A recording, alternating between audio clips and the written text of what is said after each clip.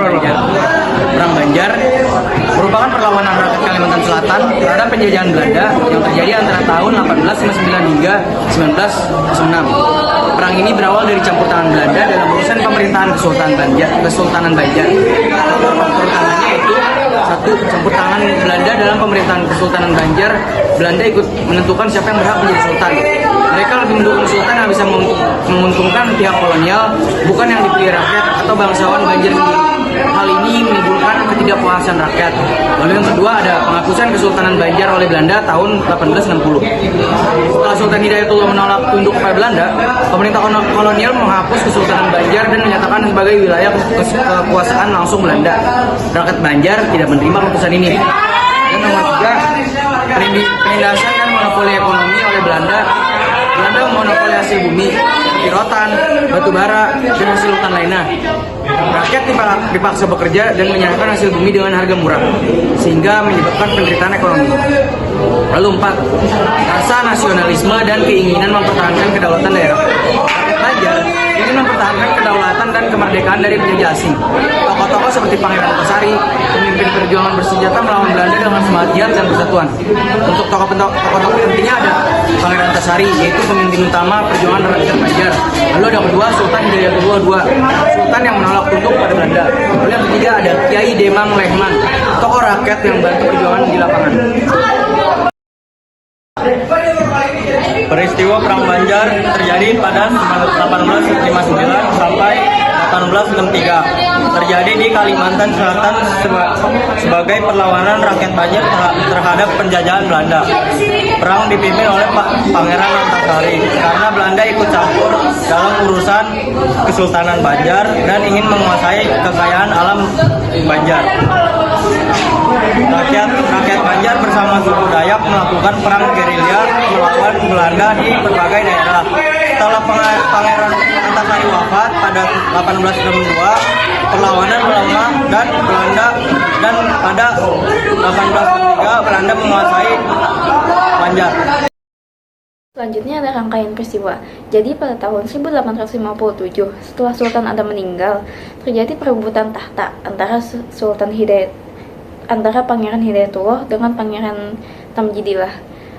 Yang seharusnya Sultan Adam mengangkat Pangeran Hidayatullah sebagai mangkubumi atau sebagai sultan, justru yang menaik itu Pangeran Tamjidillah.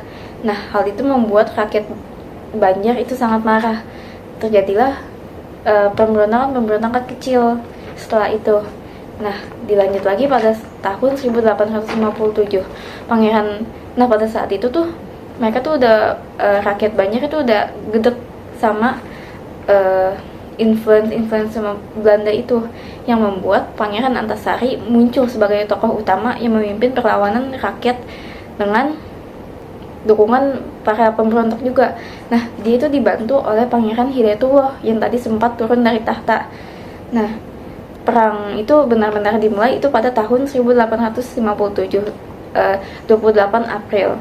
Nah, yang dipimpin oleh Pangeran Hidayatullah sama Pangeran Antasari. Nah, awalnya penyerangannya dilakukan pada pertambangan punya Belanda. Sebagai reaksi Belanda, mereka mengirimkan Kolonel August Johannes Anderson untuk mengambil alih komando militer untuk mendorong balik pasukan-pasukan pemberontak ini.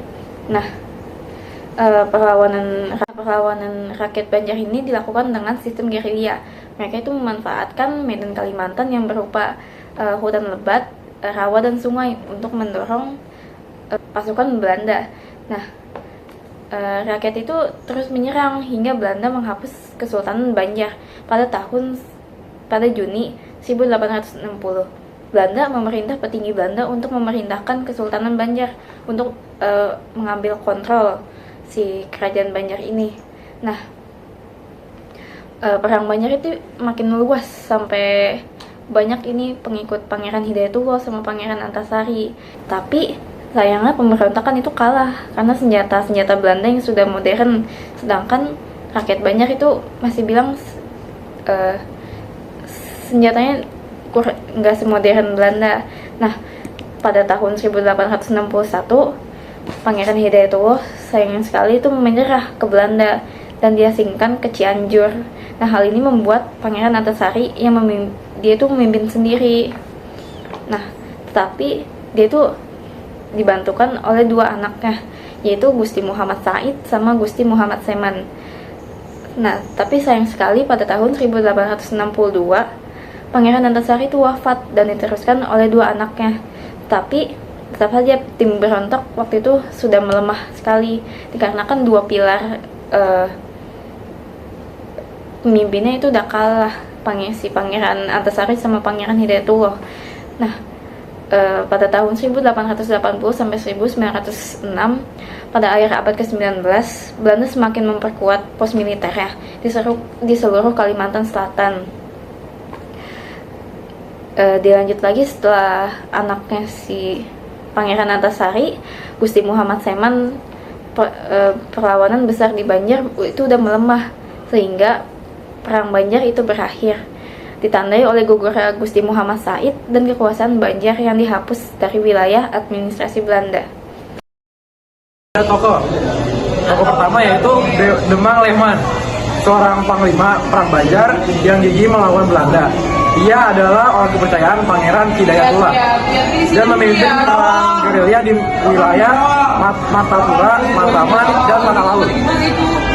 Gelar Demang menunjukkan bahwa ia adalah seorang kepala distrik. Nama aslinya adalah Idris. Yang kedua ada Pangeran Hidayatullah II, pewarisan Kesultanan Banjar yang memimpin perang Banjar pada tahun 1859 sampai 1862 melawan dominasi Belanda. Setelah perlawanan sengit, ia ditangkap pada 1862 dan diasingkan ke Cianjur. Di pengasingan, ia dikenal sebagai ulama dan imam agung. Kini diakui sebagai pahlawan bangsa. Tokoh ketiga yaitu Pangeran Antasari. Ia diangkat sebagai Sultan Banjar dengan gelar Panembahan Amiruddin Khalifatul Minim Jule. Para pejuang setelah Sultan Hidayatullah II ditangkap. Ia menjadi pemimpin tertinggi dan simbol perlawanan rakyat Banjar. Ia wafat pada tahun 1862 akibat penyakit cacar. Ia kemudian diangkat menjadi pahlawan nasional Indonesia.